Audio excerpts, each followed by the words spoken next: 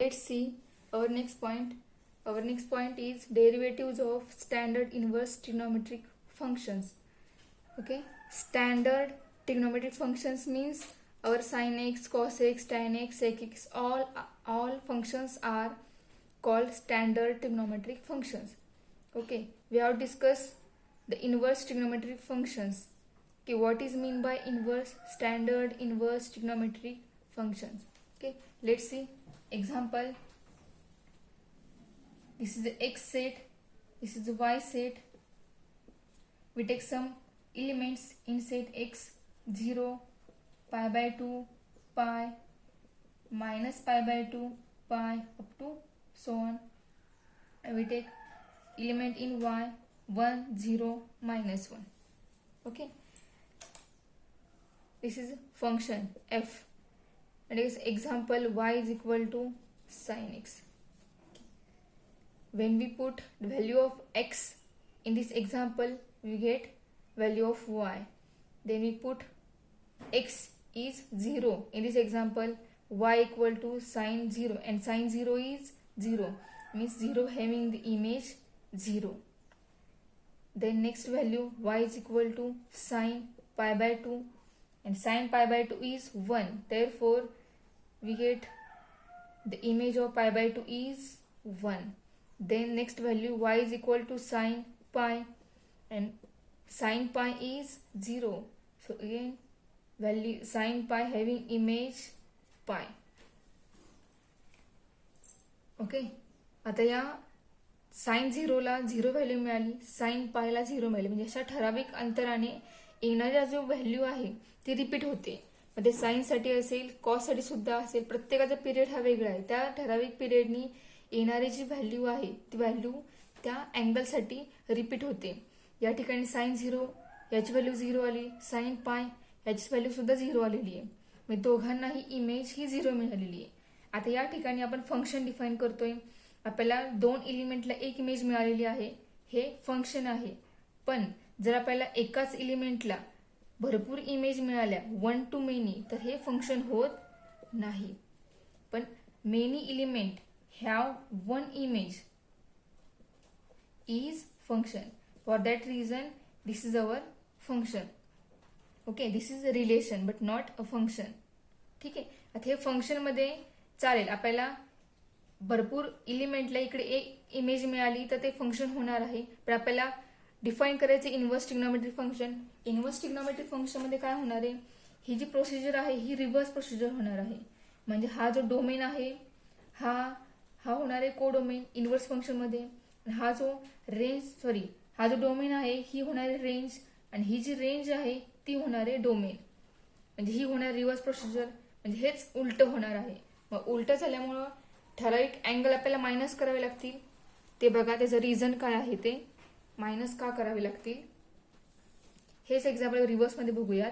म्हणजे आपला Y set जो आहे तो होणार डोमेन, म्हणजे 1, 0, -1. एक्स सेट आहे तो होणार आहे कोडोमेन, तो आहे -π/2 0 +π/2 0 -π/2 -π. ओके, हा आहे आपला एक्स सेट, हा आहे वाय सेट. आता ह्या ज्या इमेज आहे ह्या आपण या ठिकाणी दाखवूयात. ह्या 0 ला ही 0 इमेज मिळाली होती, 1 ला π/2 मिळाली होती इमेज. या पाय साठी सुद्धा आपल्याला काय 0च ही इमेज मिळाली होती. आपल्याला डेफिनेशन माहिती आहे फंक्शनची.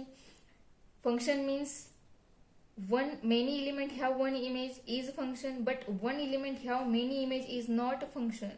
म्हणजे आपल्याला जी 0 ला पाय ही इमेज मिळालेली आहे हे रिलेशन होणार आहे, पण फंक्शन होणार आहे का नाही. आपण इनवर्स फंक्शन डिफाइन करतोय, त्यासाठी आपलं फंक्शन हे फंक्शन झालं पाहिजे.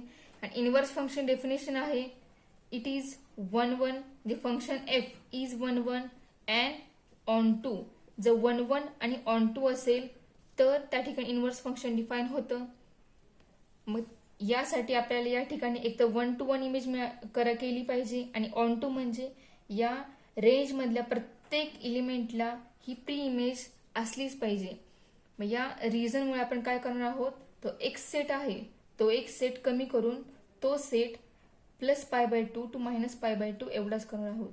म्हणजे ह्या प्रत्येकाला काय होणार आहे, इमेज मिळणार आहे, प्री इमेज वाय मध्ये मिळणार आहे. प्री इमेज वाय मध्ये मिळाल्यामुळे काय होणार आहे, हा फंक्शन होणार आहे. फंक्शन होऊन तो इनव्हर्स फंक्शन देखील डिफाईन होणार आहे. 1-1चं मिनिंग वन एलिमेंट ह्या वन इमेज अँड ऑन टूचं मिनिंग एक्स मधल्या प्रत्येक एलिमेंटला प्री इमेज असली पाहिजे. ओके, आता हे सायन्ससाठी डिफाईन झालेले आहे. सायन्सची रेंज ही 1 to -1 आहे आणि डोमेन काहीही चालेल. पण इनव्हर्स फंक्शनमध्ये साईनची रेंज ही क्लोज इंटरवल π/2, -π/2 ही आहे. π/2 -π/2 किंवा हे उलट लिहूया आपण, -π/2, π/2 ही साईनची रेंज आहे आणि डोमेन आहे साईनचा -1, +1 क्लोज इंटरवल -1 आणि 1 आणि याच्यामधले एलिमेंट, -π/2 +π/2 आणि याच्यामधलं एलिमेंट. ह्या दोन्ही ही काय झाल्या, साइन इनव्हर्ससाठी ही रेंज झाली आणि हा डोमेन झालेला आहे. कॉससाठी डोमेन हाच असेल, फक्त रेंज वेगळी असेल. सेक्ससाठी वेगळं रेंज आणि डोमेन असणार आहे. ठीक आहे, या रिझनमुळे आपण एक्स जे सेट आहे तो एक सेट कमी करून तो सेट एवढाच ठेवणार आहोत सायन्स इनव्हर्ससाठी. कॉस इनव्हर्ससाठी वेगळे एलिमेंट येणार आहेत, म्हणजे वेगळे अँगल येतील या ठिकाणी. ओके, सो आपण आता याच्यावर डिपेंड, इनव्हर्स फंक्शनवर डिपेंड जे फॉर्म्युले आहेत डेरिव्हेटिव्हचे ते फाइंड करूया आपण. म्हणजे साइन इनव्हर्स, कॉस इनव्हर्स या प्रत्येकाचे डेरिव्हेटिव्ह आपल्याला फाइंड करायचे. त्याचे फॉर्म्युले आहेत ते फॉर्म्युले प्रूव्ह करूयात by using this domain and range. So our first formula is if y equal to sin inverse x, -1 less equal x less equal +1, -π/2 less equal y less equal π/2, then prove that dy by dx is equal to 1/√1 - x square, mod x less than 1. Okay, हा first formula आहे आपला. याच्यामध्ये बघा आपल्याला हे जे function आहे हे गिव्हन फंक्शन दिलेलं आहे, इनव्हर्स फंक्शन आहे. Sine -1 less equal x less equal 1, this is range of x,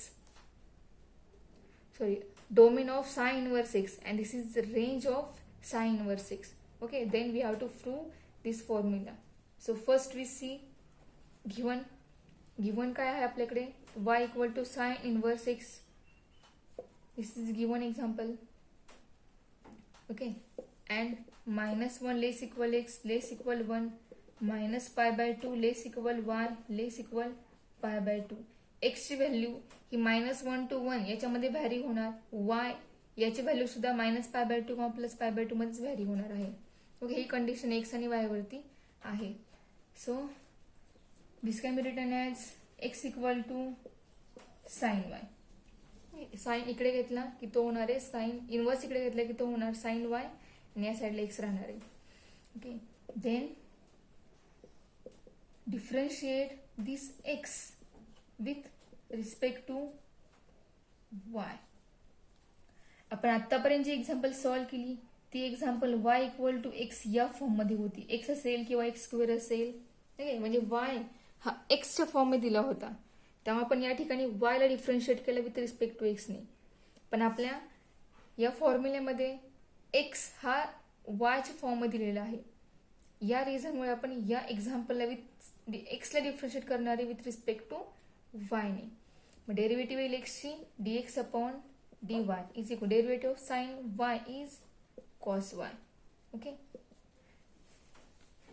so we find the value of cos y by using first identity, and first identity is sin square y plus cos square y is equal to 1. This is our first identity. So we have the value of cos square y. Cos square y is equal to 1 minus sin square y.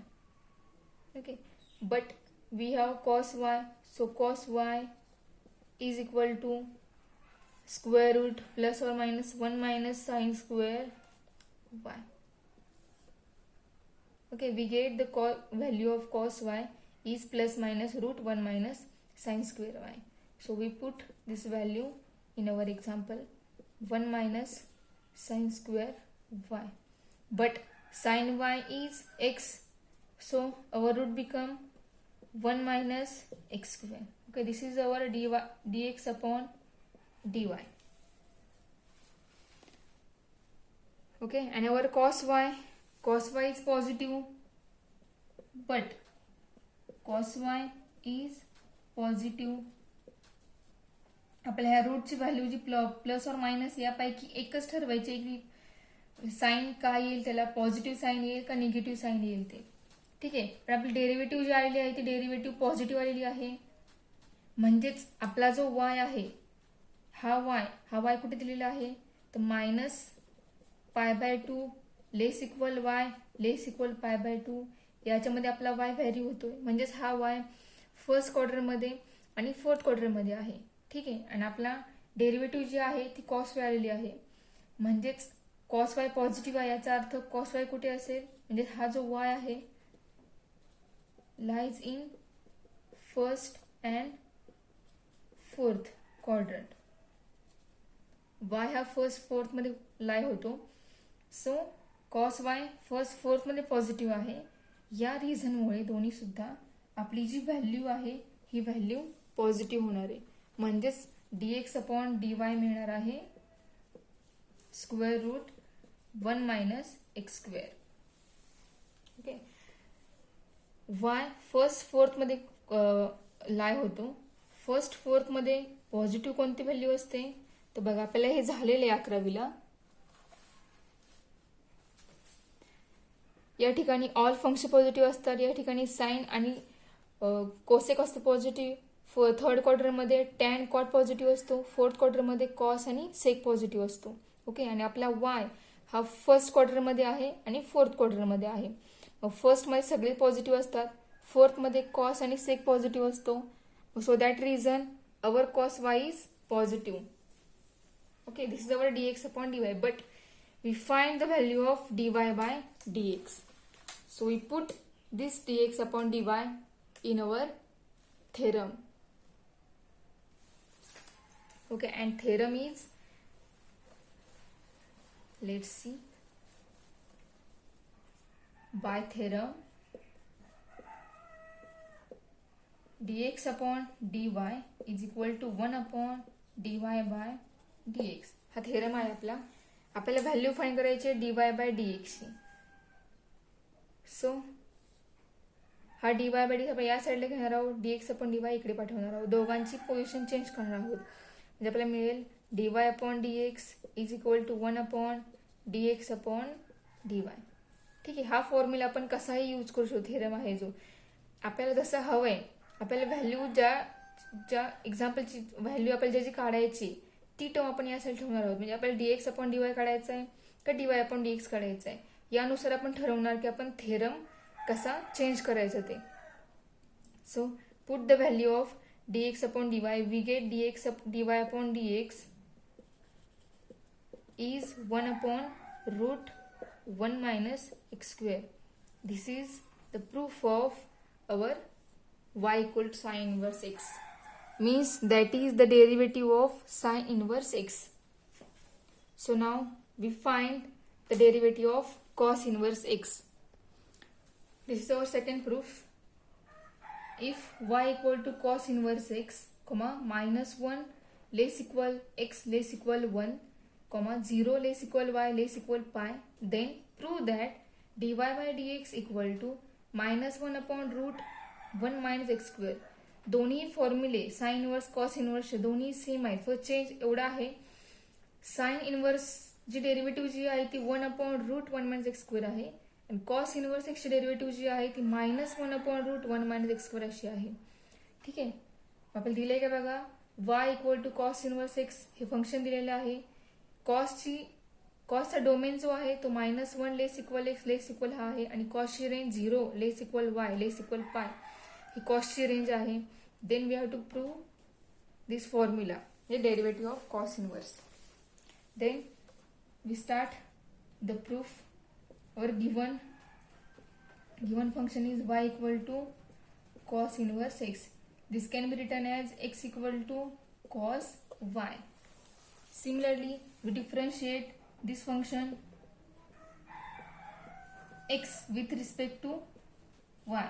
Therefore derivative of x is dx upon dy is equal to derivative of cos y is minus sin y. Okay. Similarly, we find the value of sin y by using first identity. Sin square y plus cos square y is equal to 1. Sin square y is equal to 1 minus cos square y. Therefore sin y is equal to plus 1 minus root 1 minus cos square y is the value of sin y. So our dx upon dy become minus into bracket. This is sign of sin y. Okay. So minus into bracket plus or minus root 1 minus cos square y. Okay. हे minus sign या साइनचं आहे, plus minus हे sign या रूटचं आहे. दोन्ही sign वेगवेगळे आहेत. ठीक आहे. Is equal to cos y. Cos y means x. So minus into bracket plus minus root 1 minus x square. So then we find the value of root, positive or negative. Means सुरुवातीला आपण ह्या plus minus पैकी ह्याला sign कोणता आहे ते find out करूया. आपली डेरिव्हेटिव्ह जी आलेली आहे कॉस वायची मायनस साइन वाय आलेली आहे, म्हणजे साइन वाय निगेटिव्ह आहे. But sine y is negative. Okay. Sine y काय आहे, निगेटिव्ह आहे. अँड वाय कुठे आहे, वाय हा 0 less equal Y less equal पाय. 0 आणि पाय या दोघांमध्ये व्हॅरी होतोय, म्हणजेच वाय फर्स्ट क्वार्टर मध्ये असेल किंवा सेकंड क्वार्टर मध्ये असणार आहे. बघा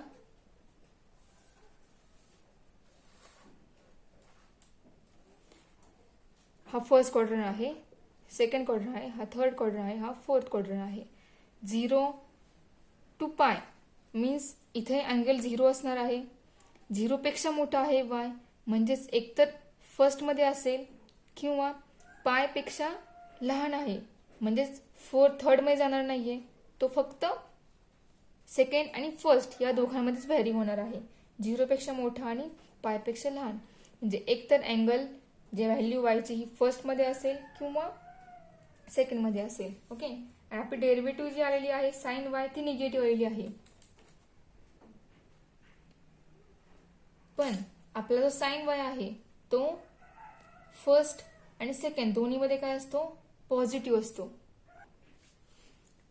फर्स्ट आणि सेकंड मध्ये साइन वाय पॉझिटिव्ह असतो, त्यामुळे हा साइन वाय जो आहे तो काय होणार आहे, पॉझिटिव्ह होणार आहे. म्हणजे हे रूट काय असणार आहे, पॉझिटिव्ह असणार आहे. Therefore sine y is positive.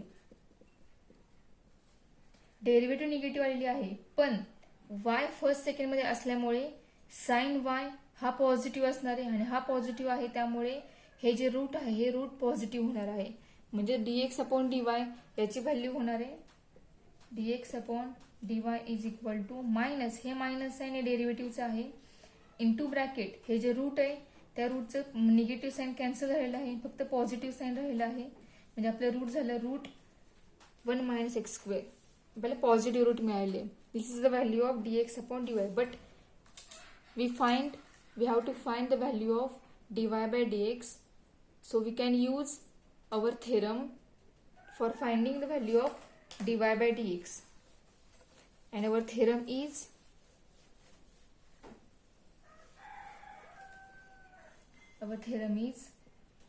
dy upon dx is equal to 1 upon dx upon dy by theorem. Theorem direct असा यूज केला तरी चालेल, किंवा dx upon dy is equal to 1 upon dy by dx असा use करून dy by dx ची term या साईडला आणली, dx अपॉन dy या साईडला पाठवलं तरी चालतो. पण आपल्याला हवाय या टाईपमध्ये आपण डायरेक्ट हाच फॉर्म्युला यूज करणार आहे. हा सुद्धा आपला थेरमच आहे, दोन्ही सुद्धा इक्वल आहेत. दोन्हीपैकी तुम्ही कुठलाही थेरम कसाही यूज करू शकता. ठीक आहे. आपल्याला dy बाय dx ची व्हॅल्यू फाइंड करायची, तेव्हा आपण थेरम या फॉर्ममध्ये वापरणार आहोत. Okay. and our dx upon dy not equal to 0. So dy by dx is 1 upon dx upon dy. Dx upon dy is minus 1 upon root 1 minus x square. Sorry.